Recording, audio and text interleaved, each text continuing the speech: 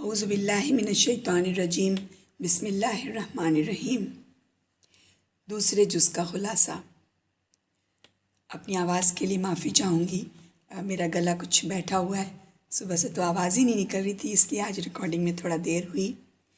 آیت نمبر 142 سے آیت نمبر 152 تک، اس سے جو پہلے پچھلی آیات جو گزری ہیں، جو ہم لوگوں نے کل سنی تھی، کہ ابراہیم علیہ السلام کی دعا اور ان کا تمام انسانوں کے لیے امام ہونے کا تذکرہ ہے۔ اس کے بعد اس جز کا آغاز تحویل قبلہ کے حکم سے ہوتا ہے، پھر اس کی حکمت بیان ہوئی، پھر یہ ایک بہت اہم حکم تھا اور لوگوں کے لیے آزمائش تھی، خاص طور پر مومنوں کے لیے جن کو شدید مخالفت اور پروپیگنڈے کا سامنا تھا۔ تحویل قبلہ کا یہ حکم اس بات کا اعلان تھا کہ امامت اب بنی اسرائیل سے منتقل ہو کر مسلمانوں کی طرف آ گئی ہے۔ بنی اسرائیل کو امامت سے معزول کرنے کی وجوہات پچھلے پارے میں تفصیل سے بیان ہو چکی ہیں۔ امت مسلمہ کو یہاں امت وسط کا خطاب دیا گیا، جس کے معنی ہیں بہترین، معتدل اور حق پہ قائم امت۔ اس وقت اللہ کے دین کی تمام انسانیت کے سامنے عملی اور قولی گواہی کی ذمہ داری ہم پر یعنی امت وسط پر ہے۔ امت وسط ہونے کا فرض نبھانے کے لیے ہمیں اپنے علم اور صلاحیتوں میں اضافہ کرنا ہوگا۔ پھر آیت نمبر 148 جس میں فاستبقوا الخیرات کی بات ہے، یعنی ہر ایک کے لیے ایک سمت ہے جس کی طرف وہ رخ کرتا ہے۔ بس تم نیکیوں میں سبقت لے جاؤ، جہاں کہیں بھی تم ہوگے اللہ تمہیں اکٹھا کر لے گا، بے شک اللہ ہر چیز پر قدرت رکھنے والا ہے۔ قبلہ تو ایک علامت ہے، وہ مقصود نہیں ہے، اصل مقصود نیکیوں میں سبقت ہے۔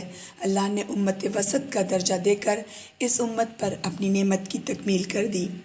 پھر آیت نمبر 152 ہے کہ جس میں ہے کہ فَاذْكُرُونِي وَاذْكُرْكُمْ وَاشْكُرُوا لِي وَلَا تَكْفُرُونَ، سو مجھے یاد کرو، میں تمہیں یاد رکھوں گا، تم میرا شکر کرو، میری ناشکری نہ کرو۔ اللہ ہمیں اس عظیم نعمت کو یاد رکھنے اور اس کا شکر ادا کرنے کی نصیحت کر رہا ہے۔ یہ ایک دو طرفہ معاملہ ہے، ہماری شکر گزاری اور اس کی نعمتیں۔ شکر گزاری نعمتوں میں اضافے کا ہی باعث ہے۔ اللہ کا شکر ادا کرنا دل سے، زبان سے، عمل سے، تمام نعمتوں کا، خاص طور پر قرآن کی اور ہدایت کی نعمت کا۔ پھر آیت نمبر 153 سے 162 تک تحویل قبلہ یعنی قبلہ کی تبدیلی کے حکم میں مسلمانوں کی سخت آزمائش تھی۔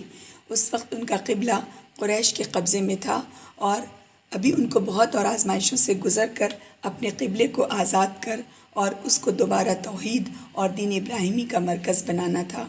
اللہ مسلمانوں کو ان آزمائشوں کے لیے تیار فرما رہا ہے۔ پھر آیت نمبر 153 میں یا ایھا الذین آمنوا استعینوا بالصبر والصلاۃ ان اللہ مع الصابرین، اے ایمان والوں تم صبر اور نماز سے مدد مانگو، بے شک اللہ صبر کرنے والوں کے ساتھ ہے۔ یہ دو ڈھالیں اور ہتھیار ہیں ان مشکلات اور آزمائشوں میں، یعنی صبر اور نماز۔ پھر آیت نمبر 156 میں انا للہ و انا الیہ راجعون آیا، مطلب وہ جنہیں جب کوئی مصیبت پہنچے تو وہ کہیں ہم اللہ کے لیے ہیں اور ہم اسی کی طرف لوٹنے والے ہیں۔ اس کے بعد یہود کو متنبہ کیا گیا، کیونکہ وہ رسول اللہ صلی اللہ علیہ وسلم کے بارے میں اپنے صحیفوں کی نشانیاں چھپا رہے تھے اور کعبہ کے ساتھ ابراہیم علیہ السلام کے تعلق اور اسماعیل علیہ السلام کے ذبح کے واقعات کو چھپانے کی سر توڑ کوشش میں تھے۔ وہ اسحاق علیہ السلام کو ذبیح باور کرانے کی کوشش میں تھے۔ پھر آیت نمبر 163 سے آیت نمبر 171، یہاں سے امت مسلمہ کو ہدایات اور احکام کا سلسلہ اس کا آغاز ہوتا ہے۔ سب سے پہلے توحید کا ذکر جو تمام ادیان کی بنیاد ہے۔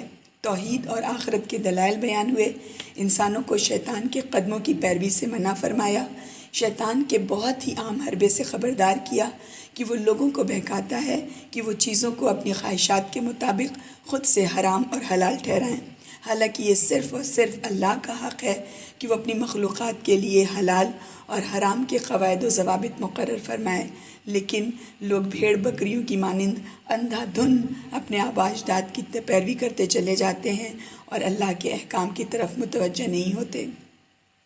پھر آیت نمبر 165 ہے جس میں آیا ہے والذین آمنوا اشد حبا للہ، کہ جو لوگ اللہ پر ایمان لائے وہ اللہ سے محبت میں سخت ہیں، ہے نا؟ تو مسلمانوں کی حیثیت سے ہمیں اللہ سے شدید محبت ہونی چاہیے، اس لیے کوشش اور دعا کی ضرورت ہے۔ اس کے لیے ہمیں کوشش کرنا ہے، اے اللہ ہمارے دلوں کو اپنی شدید محبت سے بھر دے اور ہمارے لیے صراط مستقیم پر چلنا آسان فرما دے اور اپنے غضب سے ہمیں بچا لے۔ پھر آیت نمبر 172 سے آیت نمبر 176 تک مسلمانوں کو تمام حلال چیزوں سے فائدہ اٹھانے کی ہدایت ہے۔ بڑی حرام اشیاء کی مختصر فہرست، ان لوگوں کو سخت تنبیہ جو اللہ کے احکام میں تبدیلی کی جسارت کریں۔ آیت نمبر 177 ہے کہ نیکی یہ نہیں کہ تم اپنے منہ مشرق یا مغرب کی طرف کر لو، مگر نیکی یہ ہے جو ایمان لائے اللہ پر اور یوم آخرت پر، فرشتوں پر، کتابوں پر، نبیوں پر، اور اس کی محبت پر مال دے، رشتہ داروں کو، یتیموں، مسکینوں، مسافروں کو، اور سوال کرنے والوں کو، اور گردنوں کے آزاد کرانے میں، اور نماز قائم کریں، زکوٰۃ ادا کریں، اور جب وہ وعدہ کریں تو اسے پورا کریں۔ صبر کرنے والے سختی میں اور تکلیف میں اور جنگ کے وقت یہی لوگ سچے ہیں اور یہی لوگ متقی ہیں۔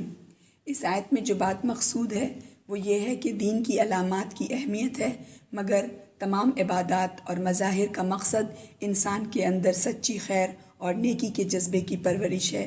یہاں جو نیکی کی باتیں کہی گئیں، ایمان پلس اللہ کی رضا کی خاطر مال خرچ کرنا، رشتہ داروں، یتیموں، مسکینوں پر، پلس نماز میں دوامت، پلس نماز، زکوٰۃ کی پابندی، پلس تمام عہدوں کو پورا کرنا، پلس ہر مشکل اور مصیبت میں صبر پر قائم رہنا، کہ اے اللہ یہ تمام خوبیاں ہمارے اندر پیدا کر دے تاکہ ہم تیری رضا حاصل کر سکیں۔ پھر آیت نمبر 178 سے آیت نمبر 182، یہاں قصاص کا حکم، یعنی قتل، جان بوجھ کر قتل کے لیے یہ حکم ہے کہ تمام معاشرے کے لیے زندگی کی ضمانت ہو۔ اگر یہ قانون لاگو ہو تو تمام انسانوں کی زندگی کی حفاظت کا ذریعہ ہوگا۔ اس کے بعد وصیت کے بارے میں ابتدائی حکم ہے، اس کے بارے میں جو تفصیلی حکم ہے وہ سورۃ نساء میں آئے گا۔ پھر آیت نمبر 183 سے آیت نمبر 188 روزے کی فرضیت کا حکم ہے۔ رمضان میں اس لیے کہ یہ نزول قرآن کا مہینہ ہے، روزوں کا مقصد ہمارے دلوں میں تقوی کی افزائش ہے تاکہ ہم اللہ کے فرمانبردار بن سکیں۔ آیت نمبر 187 میں آیا ہن لباس لکم وانتم لباس لہن، وہ یعنی تمہاری بیویاں تمہارے لیے لباس ہیں اور تم ان کے لیے لباس ہو۔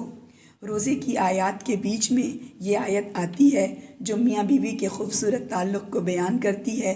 یہ تعلق بہت قریبی اور باہمی اعتماد پر مبنی ہے۔ آیت نمبر 188، یہ آیت میں یعنی اس آیت میں مال حاصل کرنے کے تمام حرام طریقوں کی ممانعت ہے۔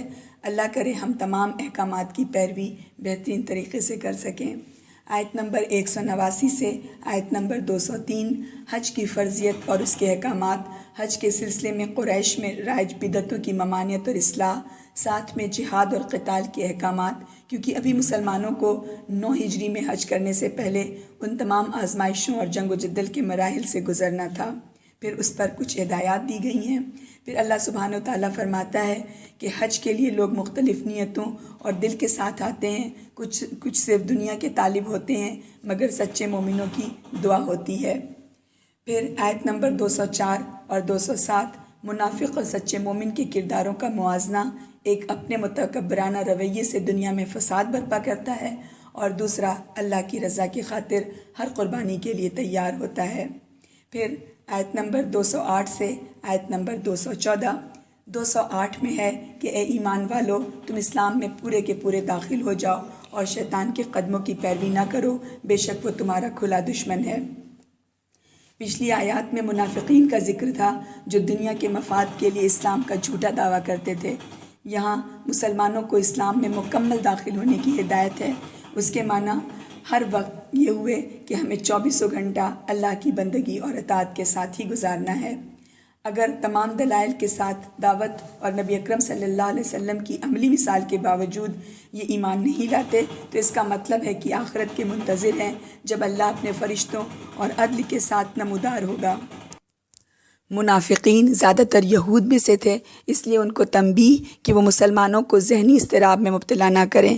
اللہ نے تو تمام لوگوں کو ایک ہی امت بنایا تھا، مگر انہوں نے باہم ضد، حسد اور گروہی تعصب کی وجہ سے آپس میں اختلاف اور تفرقہ برپا کیا، ایسے لوگ شیطان کے ساتھی ہیں۔